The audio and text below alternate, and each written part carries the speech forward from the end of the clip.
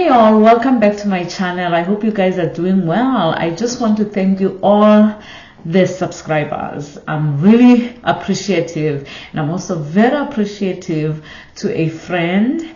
Now I consider him a friend, but his name is Speech Nzawumbi, and he gave me a shout out, and that was so helpful.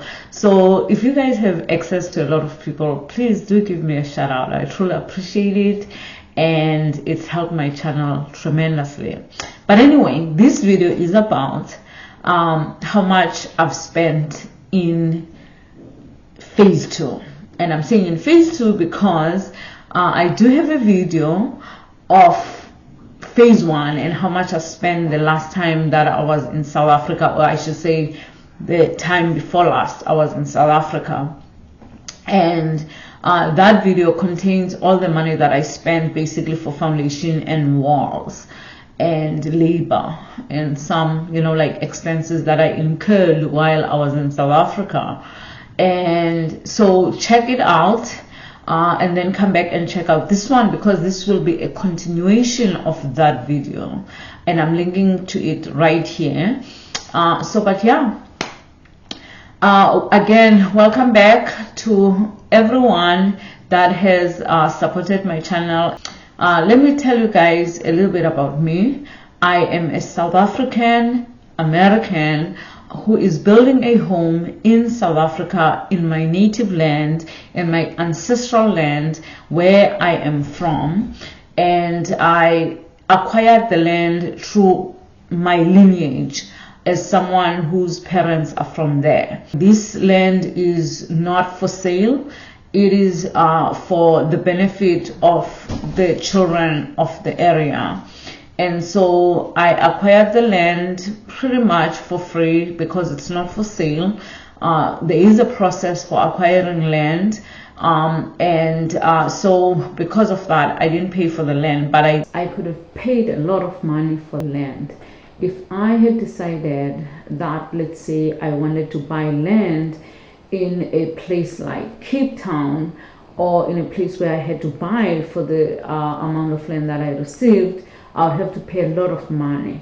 But I also am trying to encourage people here to take a different look into our own inheritance, what basically we've inherited from our parents, and think about the idea of creating value. You've seen a lot of places around the world, even here in South Africa, where people come in the middle of nowhere and start, like building houses and everything. So I thought about that, and I internalized that, and I thought about what does that actually mean.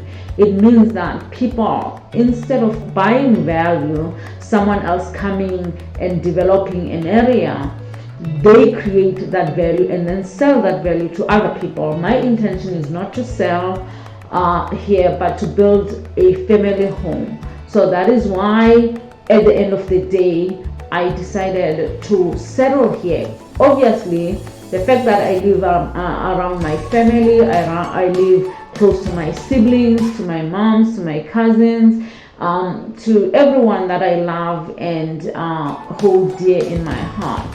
So for me, that was the motivation. So my hope is that by me doing something like this, as I have been inspired by other people who have done something like what I'm doing, I hope that people will also see that, hey, instead of me going to buy a small piece of land for a lot of money, I can just, start developing my area in hopes that one day my children might be in a position to actually profit. So basically, we are trying to leave a legacy here for our children, for other people to build legacy for themselves and their children. That's what we're trying to do here. That's why it was important for me not to buy the land, but to really treasure what I have been allowed to use. Because as I said, the land is not for sale, but you are allowed to use the land. And I really truly appreciate that.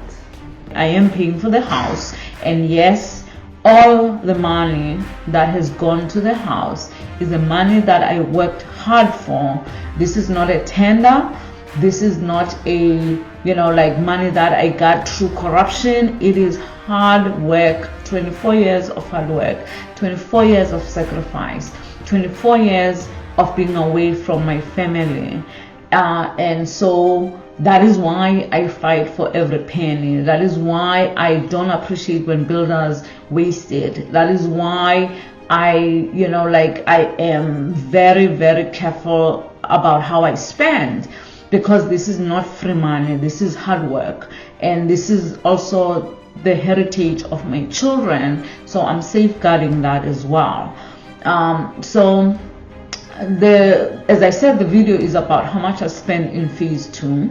And the reason why, by the way, I'm seeing all these things is because I have a series of videos that are coming up where I'm talking about all the characters that built my house, the headaches, the good ones and the bad ones, okay? So yeah, like that's part of why I'm saying these things, because I think a lot of people, there have been people in this channel who have commented about corruption, I don't know whether they're talking about corruption from my perspective or corruption according to who, I don't know, but I just want to put it out there that this zero of this was free money. It is all the money I've worked hard for all the years, and so nothing is about corruption here. It's all hard work. That's why I have to be in South Africa, to make sure I don't waste money, because I can't afford to waste money. Someone wants to say hi. So every time I'm sitting here, he wants to climb up on me and sit on my lap. I guess it's like I'm part of this vlog too. But anyway, just to go back to the money that I spent on phase 2. So the biggest difficulty that I'm having is I had cash that I sent to South Africa to pay for labor and to pay for things that I couldn't pay with my bank, like do bank transfer from the United States. So I transferred that money to my bank account in South Africa, and that money was basically spent on things like water, sand, roofing materials, like the roof sheets, and what else? Basically just things that I couldn't transfer money directly from my bank account, where I have to do like a bank to bank. So I use my South African bank. So that creates a little bit of a challenge in terms of tracking the expenses. But I'm going to try my best and give you categories: how much I spend for roof, how much I spend for plastering, how much I spend for water, how much I spend on labor, and just, I have a lot of cash-based labor, by the way, where I was doing e-wallets, because some of these people either don't have bank accounts, or some of them have so much debt against their banks that to put money in their bank account would cause them to lose that money immediately. So they would request that I pay cash. So I did that because I understand. I was born in South Africa, raised in South Africa. I know the struggle. I know, what a lot of our people can't go through. So from that perspective, I was very understanding, even though it made things difficult for me to track, basically. But I can go back to my bank account and just look at the e-wallet statements. But yeah, so this video will be about that. Though I won't say exactly how much I spent in this video, I will say exactly how much I spent in all the items that I've listed. So don't forget to check out the links below and make sure that you go and watch those videos. I hope you guys enjoyed the video. Thank you so much for watching, and thank you so much for being part of my journey and sharing my journey. And I really truly appreciate all the comments, all the likes, all the subscribers, and the people who share. Truly appreciate it. Thank you so much. Say bye, Nani. Say bye. Say bye. Say bye, Nani. Say bye.